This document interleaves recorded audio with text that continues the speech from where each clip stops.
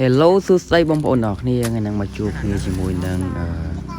វីដេអូថ្មីជាមួយនឹងprotein មានប្រូឡានិងប្រូហេងថ្ងៃនេះគឺបានមកដឹកថ្មម្ដង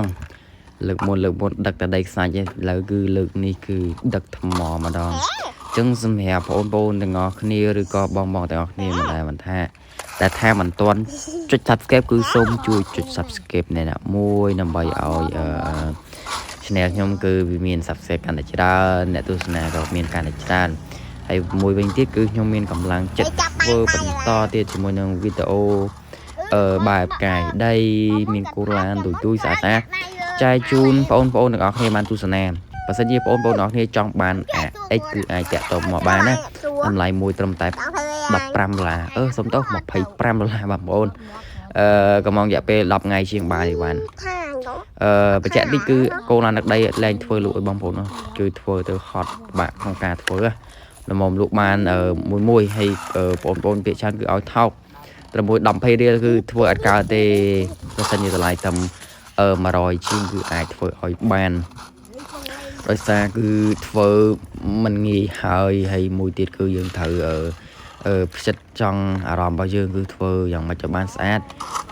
បើយើងធ្វើអត់យកចិត្តទុកដាក់ទេគឺអត់បានស្អាតទេចំពោះកូនឡានដឹកដីរបស់យើងអញ្ចឹងបងប្អូនភាគច្រើនគឺ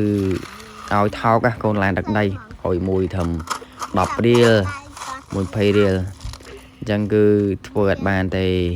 គឺវាពិបាកក្នុងការធ្វើហើយបងប្អូនអរគ្នាដែលបានចុច Subscribe ហើយក៏សូមអរគុណច្រើនចំពោះការ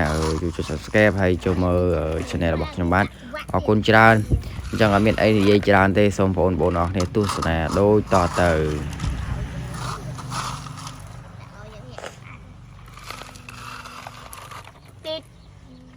តឡានតៅ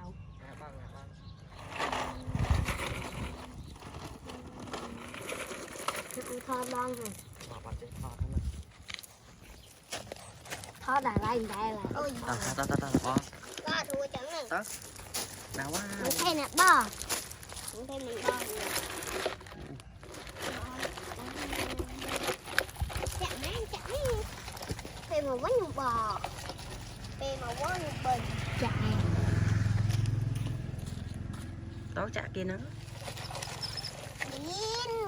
វីនអត់ចេញនេះណាំងអើយ